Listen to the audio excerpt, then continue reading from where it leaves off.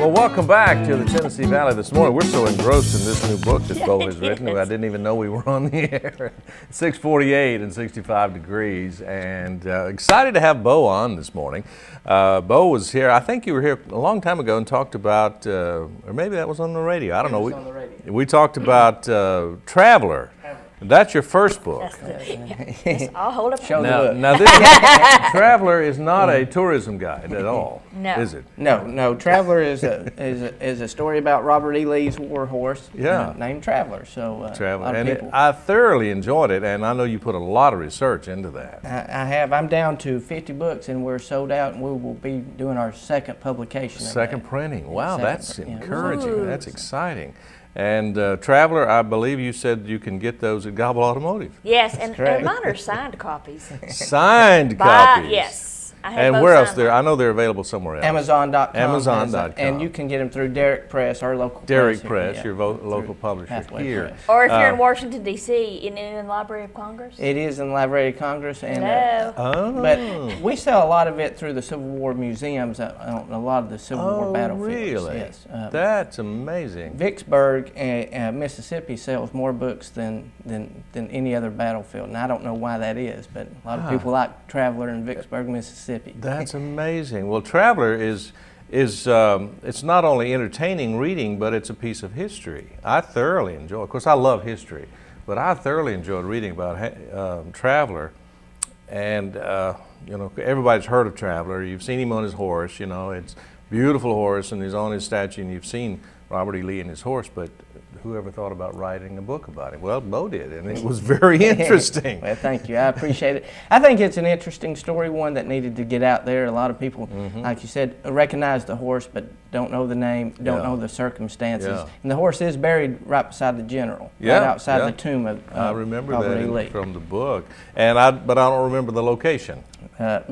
Lexington, Kentucky. Alexandria, Virginia. Yeah, that's right. He was a Virginian. Yes, yeah, yes, that's right. Yes. But this is your second effort now, and you've got a new one. By the way, I have my signed copy. Do you have your signed copy? Not yet, Bo Burris. And you guys are even distant cousins, I understand, or Well, related we're in some way. cousin-in-laws. Cousin-in-laws. His mom and my mother-in-law are Well, you sisters. see how you rate, don't you? Yeah. I got a signed, autographed copy right here from Bo on his newest release. Do you call them a release? Newest printing. Newest printing. I guess so. printing, Not a release. yeah. A release is a CD, isn't it? So the newest book. There you go. Thanks, Ginger. Okay. And it's You're called welcome. A Dog Named Sam, and it's on Derrick Press and written by our local author, Bo Burris. And Bo is a local fella who actually went to school with my kids, I think. Oh yes. Me and Rod graduated together. Yeah, in 1986. Yeah, Cleveland High School, certainly did. And Sam used to be my neighbor. Sam used to be your neighbor. Yeah. Really? I know So Sam. you know Sam? True story. Wow. Oh, this is a true story. Yeah. Okay. Well, let's get into that then. This is a true story about a dog. Tell us what kind of dog it is.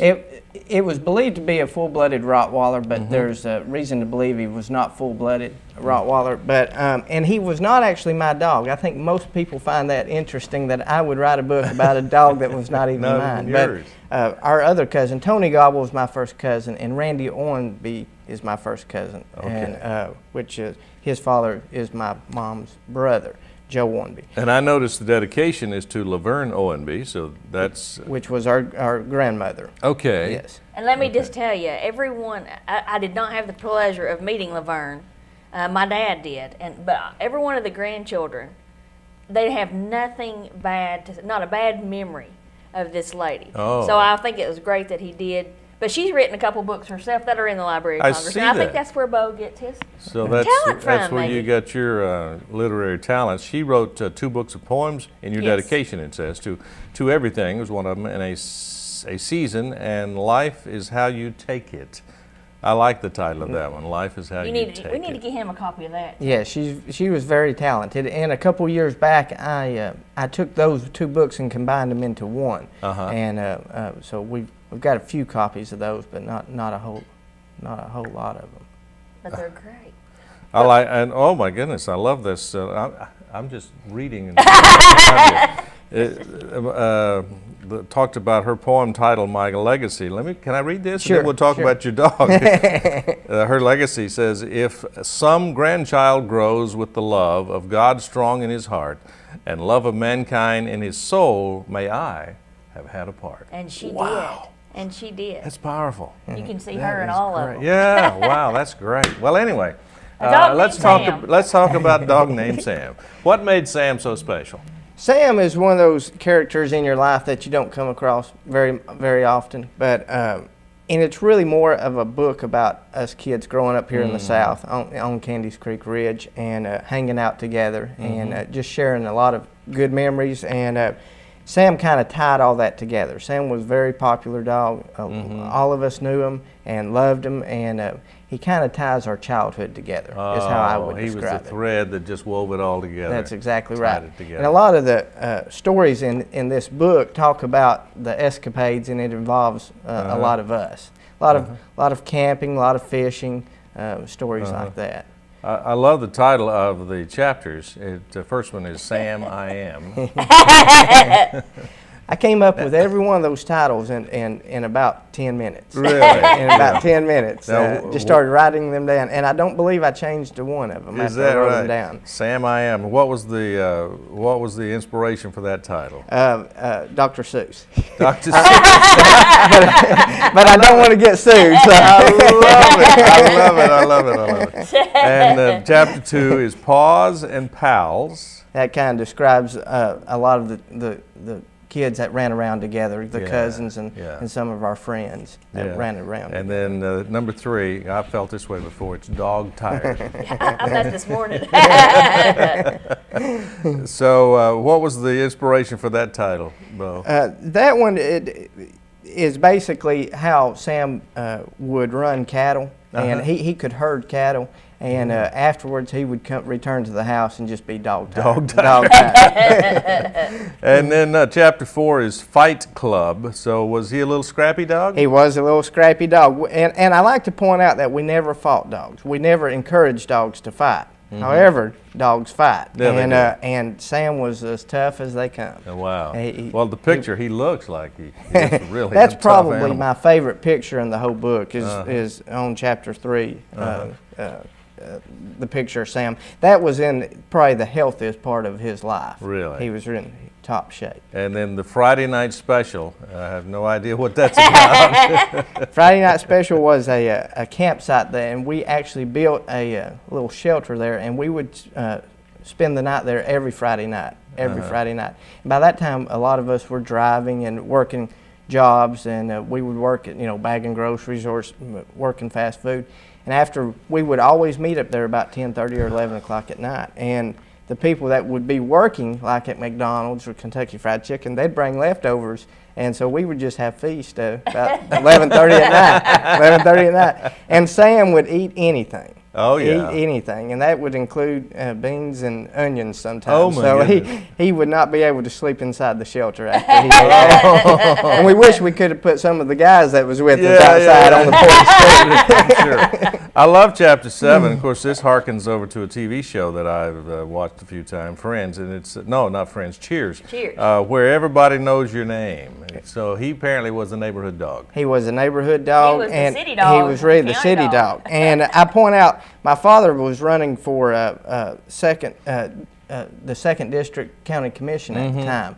And he actually used Sam in his campaign. Did he It's really? a very popular, a lot of people remember that. And I've got a picture of the original campain ad that was in there. Yeah. But he wanted someone that everyone knew and loved and respected to to acknowledge or tell people to vote for him. So the person he picked was Sam. Sam, there you go. Well, there's no better endorsement than a good dog. That's exactly right. A good dog, he knows you and loves you. Everybody probably watching, and myself included, has had an animal in their life that was just very special. And so you can identify with this book. I think you said you had a family member didn't want to read it because they thought it would be sad. This is not a sad book, is it? It's not a sad book. Tell your story about It was Michaela, my daughter. Oh, your daughter. She read the book, and then when she got to the end where Sam dies, she didn't want to read it because she thought it would be sad, but it's not. It's not sad. It was just the most touching Probably one of the most touching moments in the book. Yeah. But I have to say too that I could see this as a movie. Oh, I would absolutely, because it's like a Disney movie, like where the boys all grow up and they go camping and there's their dog. I mean, I can honestly see this as a Disney movie. Another Marley and Me.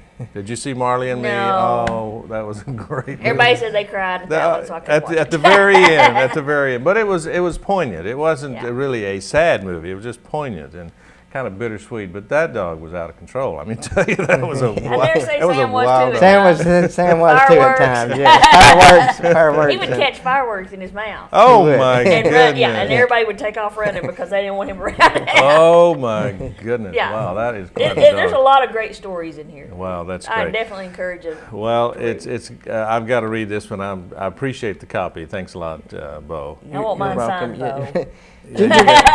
Ginger is my #1 fan. She's always been very supportive of my writing, and you know, you just don't do this for money. You don't make money writing books, but you do it because you love it and you want to get the stories out there. And I appreciate the support and everyone that has read Traveler, and hopefully now if they read A Dog Named Sam, they will enjoy it. I will read this. And, like I say, it's an easy read. This one is a smaller book than Traveler, and it's a lot of people said it's an easy read. It's only 48 pages long. Yeah, you can sit down in a couple hours and read it. Have 30 minutes. 30 minutes. 30 minutes. Depends on how good. And there's a cute picture of Bo when he was growing up. Oh yeah, it's a and great Dee, book. his brother. Wow, what about that? And their dog. Wow. And you can, Ginger, I understand you have these at Yes, I do. Ginger's Automotive. He always calls it Poor We're going to change that name of that automotive shop yet, I guarantee you. Sam is actually so better than what we thought. We have a limited number left, so if you want one, if you can get down and get it, that would be helpful. And we run out, we're going to take names and do a reorder. Oh, that'd be great. Wow. But you can also get it at Derrick Press as well. Derrick Press, all right. Very good. Well, Bo, we're proud of you. Local author and 2 books already to his credit, and you can get them locally at Gobble Automotive and or Derrick Press. So check it out. You're going to enjoy that. If you're an animal lover, or if you know someone who's an animal lover, this would be a great gift. Oh, really Father's Day's coming up. Gift, Hello. Be a great gift. It really would. Yeah, Bo, anybody born so in the 80s will love it. Well, keep us posted on how it's going, and next time you write a book, come see us again. Okay, I appreciate you having me. Thank you. Thank you so much. Bo Burris, local author. It's 7 o'clock. Back in just a moment. We're going to talk about allergies and asthma and how to get treated and what causes them, all kinds of stuff. Dr. Walker is standing by. Stay with us. I appreciate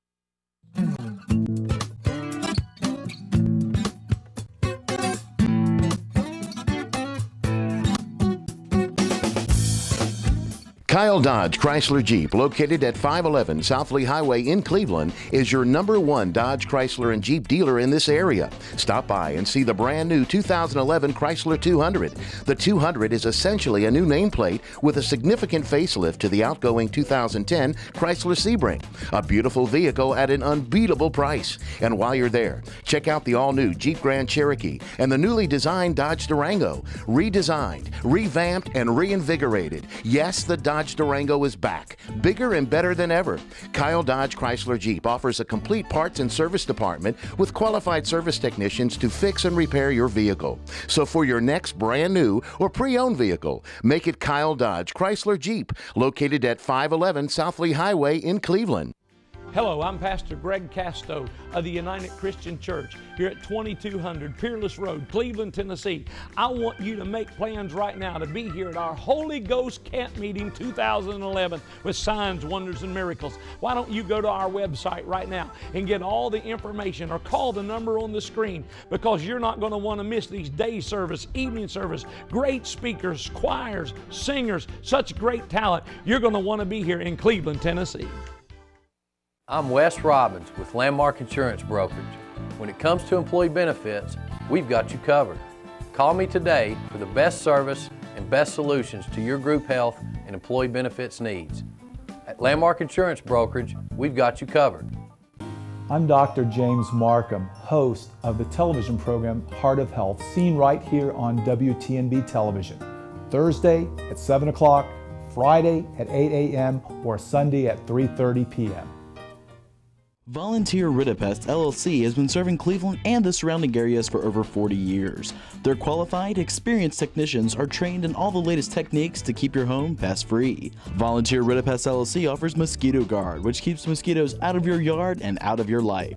Their monthly and quarterly treatments are backed by their 100% money-back guarantee. For all your pest removal needs, call Volunteer Ridipest LLC today at 423-472-7736.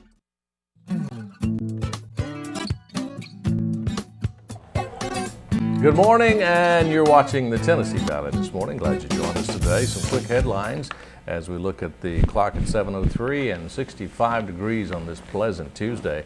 Salvation Army's Beat the Heat fan drive is now underway. The goal is to provide relief from the heat for residents in need, especially seniors and families with small children. If you'd like to help out, you can take the fans and drop them off at the Salvation Army Administrative Office at 437 Inman Street or Don Ledford Automotive on North Lee Highway.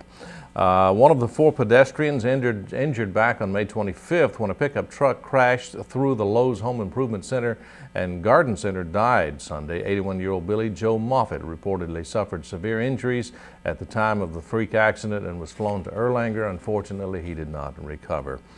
The investigation into that accident is continuing.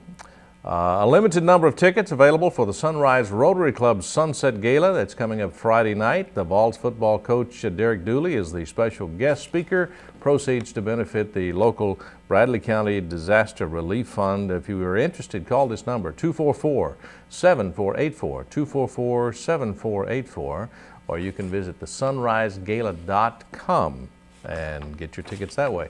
Forecast looking pretty good today. Let's take a look at it right now. It's about 65 degrees presently.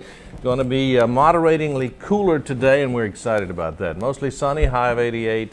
Tomorrow, chance of rain, mostly sunny on Thursday. Highs, of course, through the period in the upper 80s. That's not too bad. Lows in the low to mid 60s for that period. And right now, as I said, it is 65 degrees. And we're back, and we're excited today to have, for the first time on Tennessee Valley this morning, Dr. Russell, or we call him Rusty, Walker. Well, Dan, thanks for having me. And good to have you with us today. He's with the Allergy and Asthma Group. And it just so happens that one of his colleagues in that group, Dr. Kurt Chafin, is my allergist. So, that's right. So yeah, he is a great guy, and he certainly has helped me. So I'm a testimonial, and I wasn't paid to say that. Promise. But he really did help me, and I was suffering. This was about 2 years ago. Been here for 40 years. Never had allergies, never had a problem, and then boom, overnight it was like the whole world broke loose, and I suddenly had major problems. Oh, you know, I was in the paper recently. You know, we as Vols fans or whatever, we like to be ranked in the top 5 or whatever. But you know, I don't know if you saw. You know, Knoxville was the #1 worst place, and Chattanooga was #5 in the nation if you're an allergy or asthma sufferer. And we're right in the middle of them. Right in there, you're right in the middle of them. We can't escape. We can't get away. So it is a problem here. It is. It's a terrible problem. What is the reason for that, Doctor? Well, you know, it's interesting that kind of speaking from the ecology of it or whatever, biology, that we have more flowering, pollinating plants here than anywhere else in the country. Oh. And if you live in a bowl, you know, in a valley. Which is what we do. It just kind of stays Mountains there. all around, and it can't get out. The wind don't blow it away. It just stays. And so people suffer, and those little pollen things, whatever they are, get in our sinuses, and they aggravate our sinuses, and they cause all kinds of devilish little problems, don't they? Really do. Wow. Some people they don't even affect, do they? It does. You know, and it's genetic. You know, if you've got allergies, is it really? If you've got allergies. If you look back, it's probably your mom, your dad, your grandparents. Somebody's passing that gene along. Oh, really? So there's a lot of genetics involved. Plus, then if you live in a bad area, that just compounds it. So it does make it a lot worse. Now, my mother-in-law has it. Right. Well, that doesn't count. But how they do with me, does it? Because now I'm getting it. Well, I don't know. You know, it could. You got it by osmosis there. It's not like this infectious disease that you're going to catch. But. Well, it's hard to run into anybody who doesn't have some kind of breathing or lung problem or sinus problems, or headaches caused by sinuses or allergies. And of course, it's interesting to me, and of course, I didn't know this until I'd actually gone to Dr. Chafin, who's your colleague at the Allergy and Asthma Group. I didn't know this, but you guys have been voted the best of the best in North Georgia and in this region. So that's we try and do a fantastic. good job. Yeah. We care about our patients. Yeah. And, And you have an office here in Cleveland. Yes, sir. And you have one in Chattanooga? Chattanooga, and then Fort Oglethorpe and Dalton. We're kind of up and down 75. Yeah. So where are you located here in Cleveland? I still call it Bradley Memorial, but it's the new Sky Ridge. Yeah. You know, we're in the professional building right beside it. Right next door. Yeah. Exactly. Yeah, that's where I went to see Dr. I have a hard Chapin. time switching, you know, but that's where we are in the building there. And the focus for the asthma and allergy group, I got that reversed, allergy and asthma group, is on identifying and treating, I found this interesting, treating the underlying causes. In other words, you try to treat the problem, not the cure. Exactly. not you know, not you the take symptom, take I mean. medications for it, but you know, meds, all they do are cover up the symptoms. You know, Yeah, they you don't cover wanna do the that. itch, the sneeze, the run, the drip, but if you get into the immunology of it, I guess, you know, That's you a can big find word. out exactly. Yeah, ooh. So if you get into the underlying cause of it, if you treat that, you actually have a chance at more of a, if you want to say a quote cure, as opposed to just covering up at least symptoms. some kind of normal life. Exactly. Well, what are some of the underlying causes? You know, the biggest reason that everybody thinks about really is the pollens and, you know, tree grass weeds are kind of your spring, summer, fall allergens. And then you've got year-round things like mole spores, dust mite, cat, dog, things like that. So you got indoor stuff, and, you know, the TV commercials are big about this now. You know, they treat indoor allergens or whatever, you know, but they're all about the same. But, you know, it's just your exposure to them. And, you know, young children are more likely to be allergic to things indoors because they're exposed to them more. Whereas an adult is more likely to have, you know, the quote, hay fever kind of symptoms, the spring, the fall kind of problems. But we don't get much of a break here. You know, we go from, although tree pollen is probably the worst in this area, we have a incredible spring pollen season here. That's when mine's the worst. When you have pollen counts that go into like 5,000, 6,000, 7,000, you know, it's pretty crazy because on the little, when they look at their little scale, anything above 100 is extremely high. So what's above 5,000? You know, crazy? I don't know. So, Yeah, wow. So it's very interesting. And do they give, I know sometimes they'll give the pollen count. Right. What should we look for? A pollen count above? If it's above 120, like I say, they say that's extremely high. You Time know, to time to pop the Allegra like I do. that's what Dr. Chapin prescribed for me, among other things, and it really helped. It does tremendously. It really did. Of course, all the physicians, there's more than just you and Dr. Chapin. All of the physicians there are board certified. Yes, Talk sir. about that and what the process is. What that is you know, it's a way of showing that you do keep up with new trends and new treatments and being more cutting edge.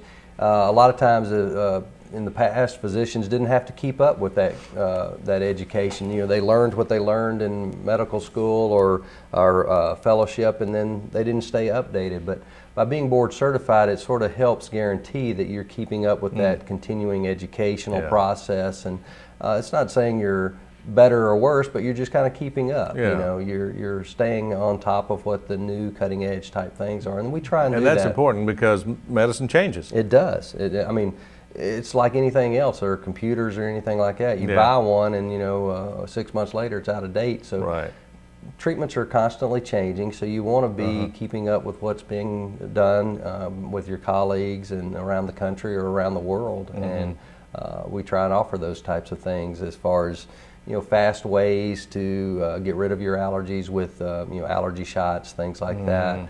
You know, different treatments for, you know, drug allergies, insect allergies. There's just so many different things that we kind of look into and pull together. There are many different kinds. You alluded to it a while ago. Many different kinds of allergies. Yes, You've sir. got dog and cat allergies, and there's pollen allergies, and Food, food allergies. medications. And the food allergy seems to be an area that's really growing. Well, actually, all of them are. But And I it's think life-threatening. It is. And, you know, when I was growing up, I don't remember any kids being allergic to peanuts. me either. You? Oh, me I mean, either. you know, in school. Ever. But, you know, now you can't hardly go in a classroom without having one or two, it seems like. But and there's different theories as why, okay? But, you know, if you go to Japan, it's not peanut, it's rice. If you go to Scandinavia, it's fish. So it really is what you're exposed to more.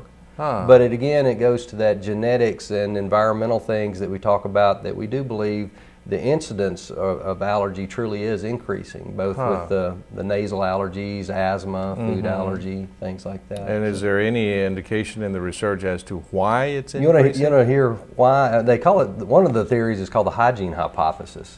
And it's that... Because we're nasty? Is that what you're trying to no, say? we're too clean. We're too clean. It's the opposite, okay? Oh, my. It goes back to what your grandmother told you as a kid, you know, a little dirt never hurt you. Now they're saying a little dirt may really help you. Wow. Okay, your immune system almost needs to be exposed to certain things at a very early age, and by being so clean and, you know, the handy wipes, germ wipes, this, that, and the other, that we're taking away that exposure that maybe the immune system needs. If you go to rural areas, like really rural areas, or even third world countries, they don't have as much asthma and allergy as we do in the United States, in Europe, in Japan, and places like that. So it really, I go back to my grandmother, you know, and she said, you know, I can remember as a kid growing up on a farm, you know, we weren't quite as hand washing, you know, fanatical as we are now and stuff, you know, and if something kind of hit the floor, you know, it wasn't... There wasn't no 2 second rule. So the dog didn't, it was either the dog or you. If you beat the dog to it. It was faster. God made dirt and dirt don't hurt. Exactly. I remember that. Well, there's a perfect excuse, kids. Tell your mom you don't have to wash your hands and you don't Not have to to wash shower. Yeah. I don't need Heard a it from the shower. doctor. Taking a shower and washing your hands is bad for your health. See, you heard it right here. Gives you allergies, Dr. That's Walker. right. It does give you allergies. That is interesting. That's an interesting theory. Right. It really is. And so, you know, they've done a lot of research with that, you know, and they really do find that areas that, you know, they're maybe not so fastidious with their hand washing and cleanliness, there's a lot less allergy, but then you got to deal with the other problems. Yeah, could you get pneumonia? Right. So what do you do? Now you treat allergy and asthma. Are the two related? Oh, very much so. Okay. And you know, we call it the allergic triad of the three things that a lot of times children start out with eczema. When they're children, it's a skin problem. Right. But then, there you go. But then they also, asthma and allergy or hay fever, those three things tend to grow together. Oh. Doesn't mean that you're going to have all three. But if a person has one, they're more likely to have the others, okay? So it goes back to that genetics of that. So if you have that sort of that allergic atopic state, you're more likely to have the others. So if you have asthma, 80% of those people have allergy. If you have allergy, 20% of those people have asthma. That's amazing. So it's kind of that is amazing. Wow. Well, we've got a lot more to talk about. I want to delve into this asthma situation a little bit further when we come back, but I've just been told we have to take a break. So I know this is interesting. Some of you are suffering with asthma and allergies, and we're going to find out about the treatment when we come back. 7:16, 65 degrees. You're watching the Tennessee Valley this morning.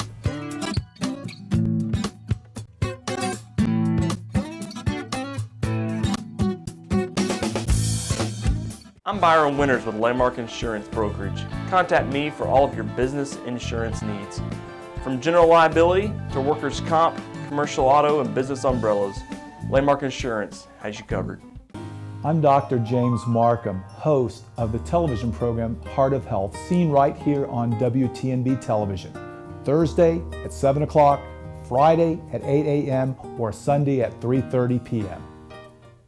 Volunteer Ridipest LLC has been serving Cleveland and the surrounding areas for over 40 years. Their qualified, experienced technicians are trained in all the latest techniques to keep your home pest-free. Volunteer Ridipest LLC offers Mosquito Guard, which keeps mosquitoes out of your yard and out of your life.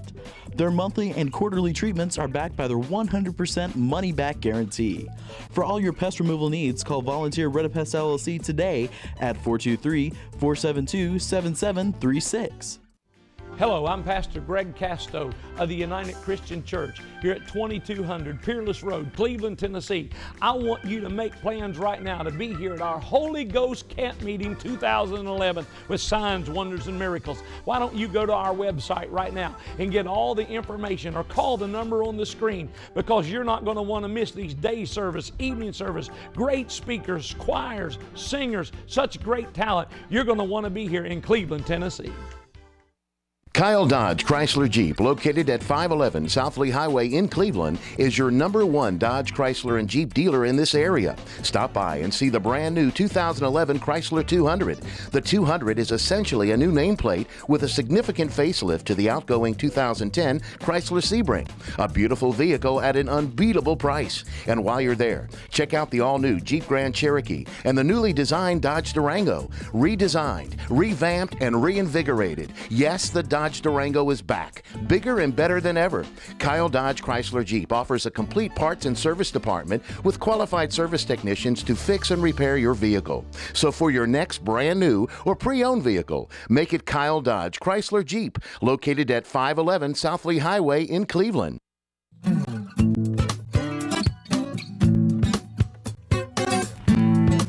Well, we're back, and you're watching the Tennessee Valley this morning, 7:18 your time, and we are talking to Dr. Rusty Walker with the Allergy and Asthma Group and learning some interesting things about allergies and asthma and what causes it and how it can be treated. And before the break, we were talking about asthma and that they are related. Yes. Asthma and allergies are related. So let's talk about asthma a little more. What is actually asthma? You know, I tell my patients when I'm talking to them, if you think about somebody who suffers with arthritis, you know, what's arthritis? That's, you know, inflammation of a joint, right? Asthma is kind of inflammation inside your airways and your lungs. Okay. So with asthma, you get this, if you have a tube or a pipe, it gets swollen on the inside, it produces mucus, and then during a real attack, it'll squeeze down. Oh, okay. But the inflammation is sort of there even when you're not having an attack, okay? So it's kind of a disease like high blood pressure. It's there all the time, but you only have symptoms when you have sort of a little episode. So that's why with people who have asthma, you really need to be on a medicine all the time to help control it. Just like, you know, if you don't want to forget taking your high blood pressure medicine, you know, it can flare back up. So that's why I talk to people, and it's particularly parents, about keeping the children or staying on their medication on a daily basis to help prevent problems instead of waiting until they have symptoms and then start to worry about it, because it's a lot harder to treat when it gets flared up. So it's really, I always tell them, it's much easier to maintain control than to sort of regain control. So. Is this something that is an onset usually in childhood, or is this something that comes later in life? It can happen. It's more common to start in childhood. Is it? But we do see adults who get it in their 30s, 40s, 50s, 60s. You know, it can happen later. Is it something maybe a child can usually outgrow? That's interesting, and there's different kinds of sort of childhood asthma. And the children who outgrow it tend to be the kids who don't have allergy. You know, you're talking about them being related. Right. If they have allergy and have asthma, they're more likely to keep it into adulthood. Oh.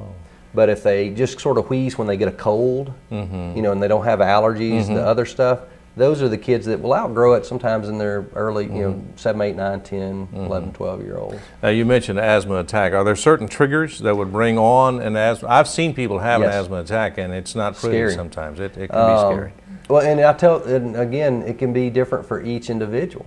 You know, some people are triggered by exercise. You know, when that's exercise. Getting too hot and breathing too deeply. And right. Okay. Then there's the people that are triggered by their allergies. You know, they get around ragweed pollen in the fall. Oh. Some people are triggered by a virus or a cold. Some people get to laughing or get excited. It can trigger an asthma episode. You know, just any of these different things can trigger it. Sometimes like tobacco smoke or irritants, dust. There's a lot of different things that can trigger it. And you know, food, if you have food allergy, it can trigger your asthma. So somebody watching out there may be saying, well, I think I've got those symptoms. How would they go about a diagnosis? How do you do that? When we see people who come in and they think they have asthma, we see a lot of people come in with chronic cough. You know, they just say, I've been coughing for the last 6 months. You know, it's driving me crazy. I have that. Especially at night. You know, I mean, go ahead. So. You know, when we see those people, we do their breathing tests. You know, we get them to blow into our machine and we look at their lung function. And then we've got ways, sometimes we'll give them a breathing treatment with an asthma medicine and see if they get better afterwards. Sometimes we put them on a treadmill and run them, you know, to... I'm not coming. You're not coming in 6 minutes. Yes. Too much like hard work. That's right. That's like going to the gym. And then we've got another way we can test for it. There's different ways to test. You know, we take a good history, and then we do sometimes exercise. Sometimes we do this thing called a methacholine challenge, and it's not you know, the myth that some people think about. So all diagnoses, so all approaches to the diagnosis are not the same. Depends on the individual. It's exactly right. It depends on what you come in there and tell me. And you know, and if you say, you know, it's worse when I exercise, we might put you on the treadmill. Yeah. If they say it's just happening for no other reason, we might do the other test. Does drinking a lot of water help? Well, you know, drinking a lot of water helps anything, but it doesn't necessarily help asthma. But You don't flush out that. Not really.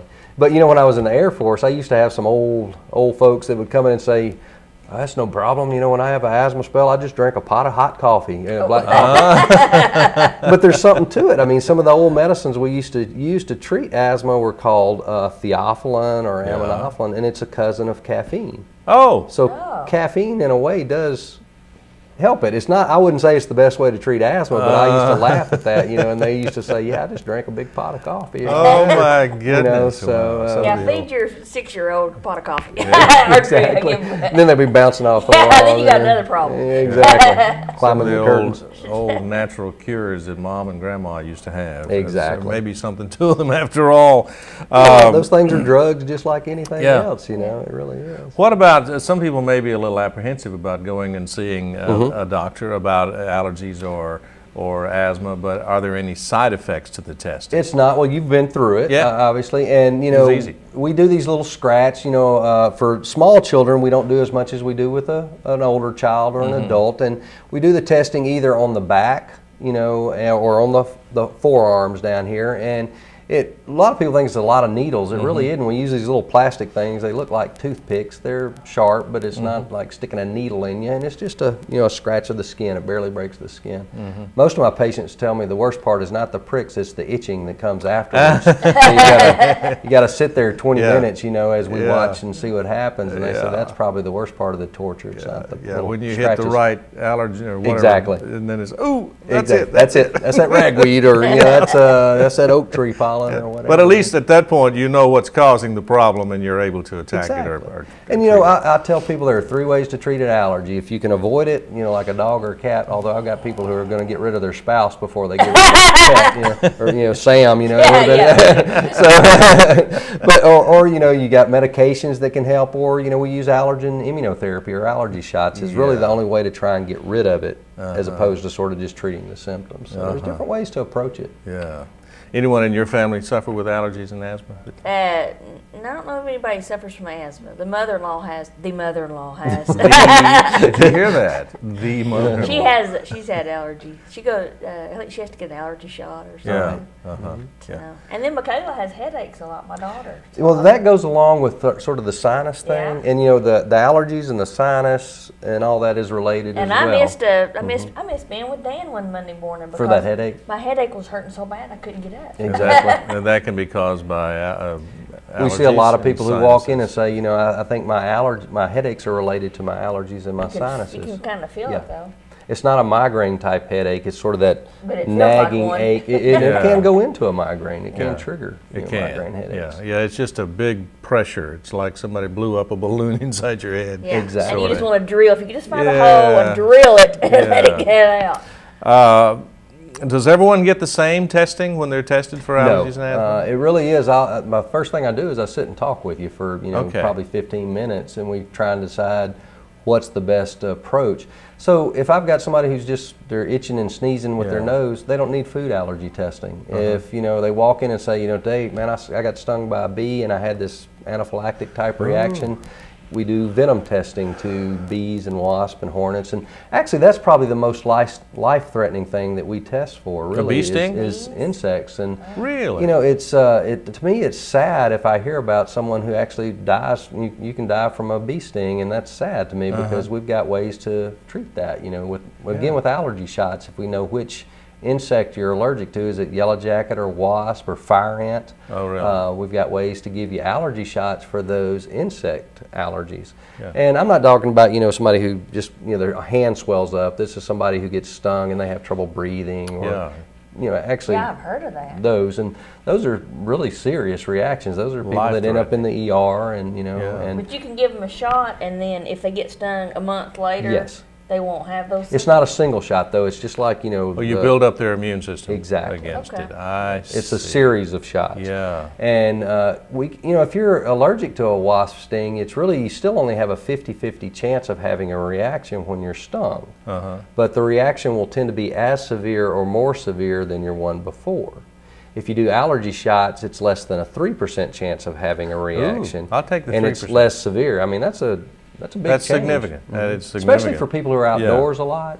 If I can give them the peace of mind of knowing that, you know, hey, if I do get stung, you know, I'm not going to go roll around in a fire ant mound, but you know, if I do get stung, it's going to be much less severe, and I'll feel much better about that. We've got a couple of minutes left before we have to say goodbye, but talk about antihistamines.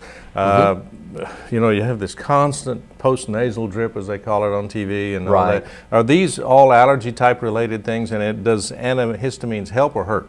They're going to help if you have, I call it the three dwarfs. If you've got itchy, sneezy, and runny, antihistamines are going to help that. Okay. If you're stuffy and congested and having a lot of drainage, antihistamines may not help that. That's going to be helped more with like a decongestant, or as you mentioned, you said you use the neti pot. I love salt water. Oh yeah. I mean, saline in your nose is the best thing in the world. A neti pot? Yeah, it's called a neti pot. Yeah, Okay, never heard you can get it at your pharmacy, and it's got a saline packet you put in there mix it up with some warm water, and it cleans out your sinuses, gets rid of all of that pollen, and it's just like you've got a new lease on life. Exactly. Wow. I tell you to go in the bathroom, shut the door, or get in the shower, you know, some kind of way, because it's not pretty. No, it's not pretty. It works great. But it works. Yeah. I don't care if it's pretty. It works. It's effective. A friend of mine works for the county suffers with severe sinuses, and I was telling them the other day, you get you a neti pot, and I explained what it was. I'm not doing that. That's nasty. I said, okay, then suffer. Yeah. I've got a mom who came in, and usually I can't get kids to do it, but she had a 4-year-old, and I kind of explained it to her, and they have a children's version, and she said, oh no, he loves it. He comes up to me and says, Mom, you know, and he said, and then the little kid chimes in and goes, yeah, I love it when the green stuff comes out.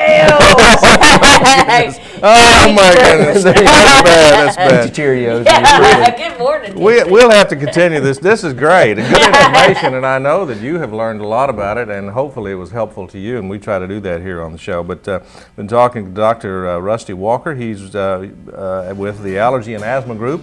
Phone number is 499-4100, right? Yes, sir. 499-4100. You have a website, and it's very simple. GetReliefHere.com. You got to love that website. I like it. GetReliefHere.com. If you're suffering with allergies and asthma, so get online or call them, make an appointment, and Dr. Walker can certainly, I believe, can help you out. They certainly helped me out, and I wasn't paid to say that. Thanks so much. Thanks, Dan. Good to see you guys. Good to see you. Thanks, and have a good day. We'll see you tomorrow.